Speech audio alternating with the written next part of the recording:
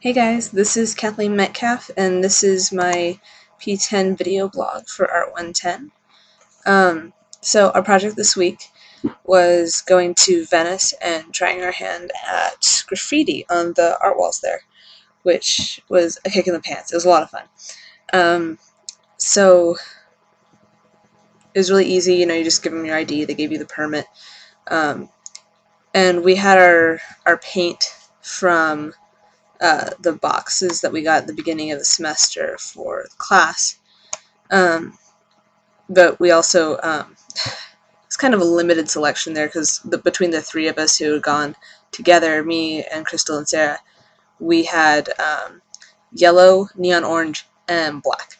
So I rated my garage and Crystal rated hers, and we ended up with a bunch of colors that were pretty cool, except that a couple of them exploded on us. Or not exploded per se, but they started leaking profusely, and there's just paint everywhere. It's not that good. But other than that, it was still pretty fun. We were on a wall with a guy who was clearly really good at this, and he had been doing it for a while. And he was doing like this whole thing with like a skull in the middle, and then like the words like coming out like around and behind it. And we're over there doing like just like trying out like the different like spray nozzle tips, and we're just tagging our initials and stuff. And I'm like, man, I feel lame. But obviously he's been at it a lot longer than we have. But it's really cool to go down there and see what other people have done and what other people are doing. And I think at Venice, it's a good outlet for people who would otherwise be tagging in places where it's illegal to tag. So Bomb It, the documentary that we watched in class, I really liked it. It was really interesting to see how graffiti is, different in various cultures, various cities. I really liked the Brazilian graffiti that I think it was two brothers were doing, with like the characters that were obviously they were very human, but they were also like super distorted. Like the arms were all skinny and the bodies were fat and like squat and like big like bulgy eyes and stuff. And I don't know, it was just really interesting style of art, and I thought that it was cool that they were taking something that at least that they saw as ugly, like old walls and things, and actually turning them into something really cool and like expressing their culture within their city that's kind of become, as they put it, like trying to copy like North American and Western European culture of like big cities, a lot of consumerism, stuff like that. But they're still trying to, pull out like the essence of the people of the city, not just what they're trying to emulate. Sorry,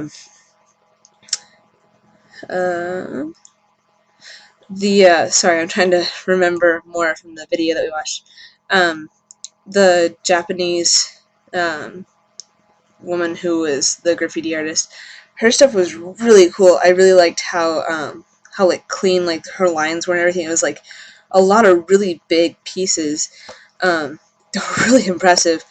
And I thought it was really cool how she talked about transitioning from when she first started, how a lot of her stuff was really angry, and it was all like messages of like of hate and violence and like extreme like kind of feminist stuff, like women in like positions of kind of violent power.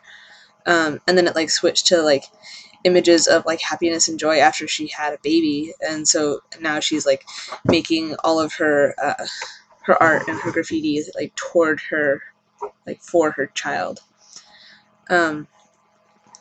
So a little personal experience besides Venice that I had with graffiti. When I started college at Cal State Long Beach, I was in the breakdancing club that we have on campus. It's not very big, but last semester, my freshman semester, I went with a couple of my friends.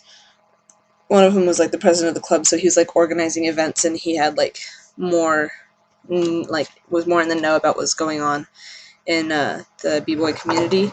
So we went up to, he and I and a couple other friends, we went up to an annual event in LA. It's called B-Boy Summit, and it's really cool because it's like all the elements of hip hop. So it's the music, it's the art, which is like, you know, graffiti, and then the dance, which is breakdancing.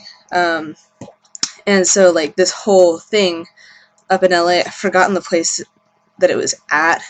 I've forgotten the name of it rather, but it was this house that, or like a business building, and it was really old. It was like an old brick building. It was abandoned, and then these people like took it and made it into a club, and also made it a place where people, mainly a lot of kids, come and they practice their graffiti. So the entire thing on the inside is just like covered in graffiti. It's really cool. Like every inch, the ceiling, the floors, anything that's like a it's like really like bare bones sort of place. So there's like boxes to sit on, and those are like covered in graffiti. And so it's like, it's cool because you get to see what other people are doing, and kids are coming in and like covering up things that they've done in the past or that other people have done in the past. And so you're like seeing it evolve and seeing people's styles evolve. And while we were there for the summit, which was, it's like a conference sort of thing, but it's like a one night thing. And they had some guys out there who were doing like demos of graffiti art on one of the back walls outside the building.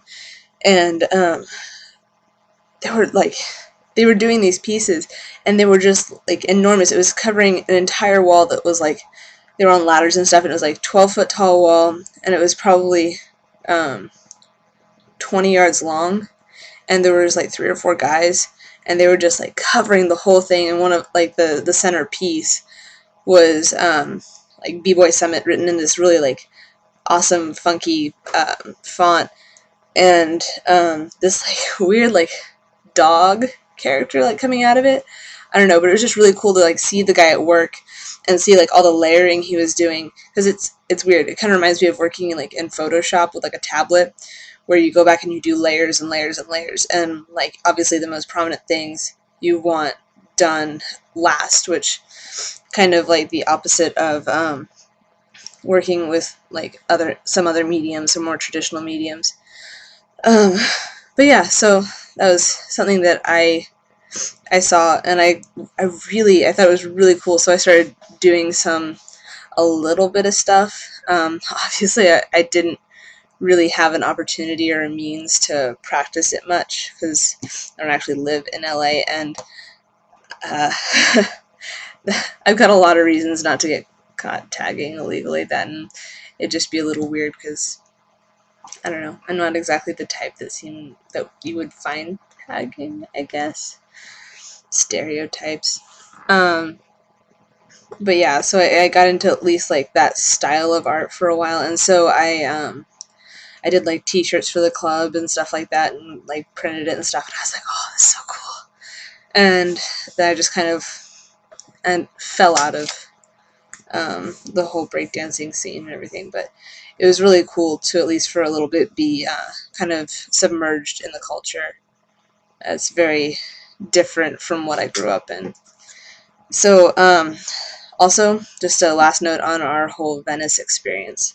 It was so much fun to get to see like all the things that were going on with art in that area, just in general, even aside from the art walls. We had a lot of extra time, me and Crystal and Sarah, so we walked around the beach for a couple hours, and all the street performers and the street artists and everything. It was just so cool.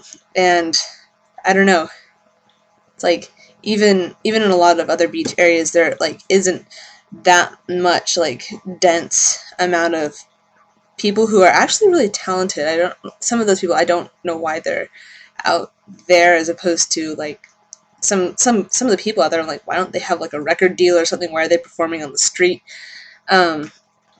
But I mean, some of them are just starting to try and make it or whatever. But I don't know, I just thought it was really interesting that it seemed to be like a gathering place for artistic expression. So that's my 2 cents on Venice and our project. Thanks for listening, guys.